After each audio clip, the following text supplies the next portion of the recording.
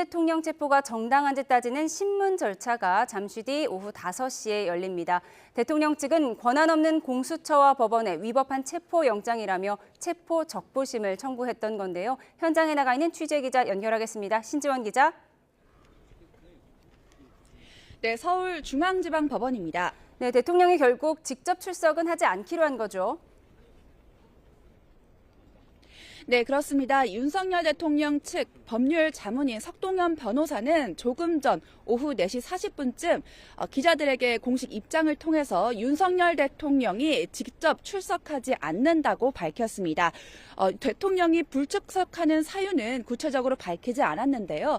대신 변호인단 중에서는 석동현 변호사와 김계리 변호사 그리고 배진환 변호사가 출석한다고 밝혔습니다. 막판까지 대통령이 직접 출석할지 여부에 대한 사실이 철저히 보안에 붙여졌는데요.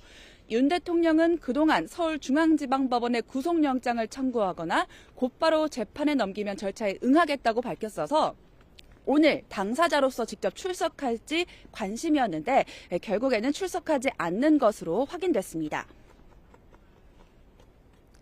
네, 윤 대통령 체포 적부심이 10여 분 정도 남았는데요. 청사 분위기 어떻습니까?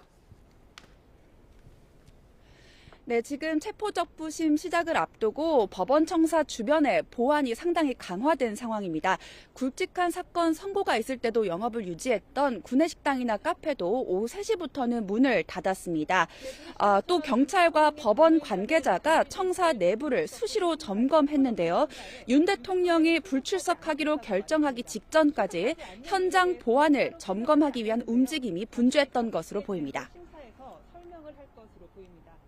윤 대통령이 출석하지 않더라도 네, 그럼 오늘 체포 적부심 쟁점이 뭔지 정리해 주시죠. 진행될 수 있습니다. 오늘 서울중앙지법은 네, 법원은 오늘 윤 대통령 측 변호인단과 공수처 검사 양측의 의견을 듣고 체포영장이 위법하다고 판단되면 석방을, 문제없다고 생각하면 기각을 할 것으로 보입니다.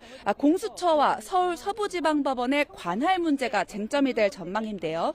윤 대통령 측은 대통령을 재판에 넘길 권한이 있는 서울중앙지검의 재판 관할인 서울중앙지방법원이 구속 여부를 판단해야 한다는 기존 주장을 이어갈 것으로 보입니다. 대통령 측이 체포 적부심을 서부지법이 아닌 중앙지법에 청구한 것도 앞서 2차례 윤 대통령에 대한 체포영장을 발부했던 서울 서부지방법원만큼은 피하겠다는 전략으로 풀이됩니다. 서울 서부지방법원에서 발부한 체포영장의 적법성을 서울중앙지방법원에서 판단하는 것도 이례적인데 오늘 법원이 어떤 판단을 내놓을지 관심입니다. 지금까지 서울중앙지방법원에서 YTN 신지원입니다.